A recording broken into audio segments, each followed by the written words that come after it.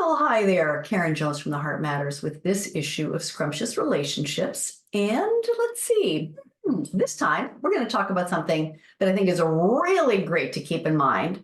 Now, this is going to probably be at this point, let me think about this. I'm not sure it's actually more valuable for single gals or for women who are already in relationships, but here's what we're going to talk about. I know a lot of lead up, right? So I want to talk about the difference between the magnifying glass and the rose-colored glasses. Because, I'll tell you, what I've seen, and I myself have been guilty of this as well in past relationships, is we have the order all wrong about how we evaluate men. We tend to, in the very beginning, rose-colored glasses on, right? Oh, he's so fabulous. Oh, I'm going to ignore that thing. I'll fix that. He'll grow. He'll change. I can handle it.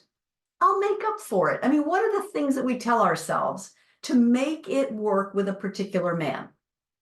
It's the beginning of the romance, and we feel so brilliant and gorgeous and sexy and desirable, and he's perfect and we're perfect. And let me just make sure that my rose-colored glasses are working well, right?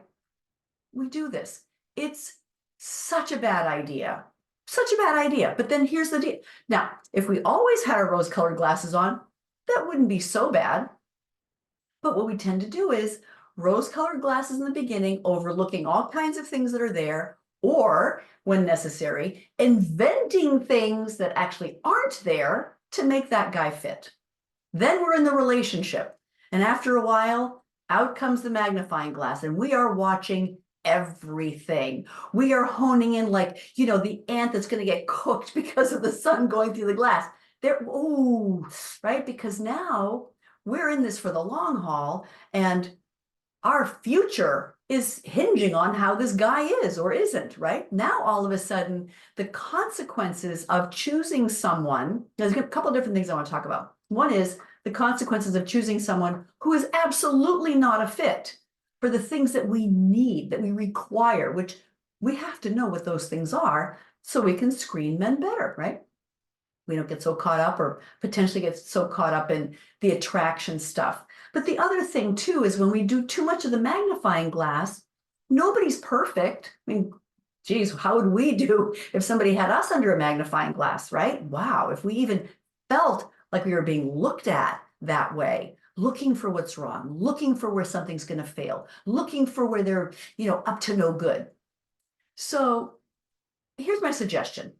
In whatever place on the continuum you are of relationships, magnifying glass first.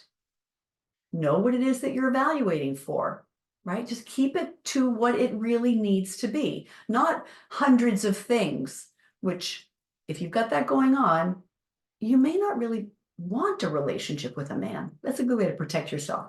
But for the most part, magnifying glass first. Then when you're in the relationship, put those suckers on, those rose-colored glasses. Stop evaluating at that level.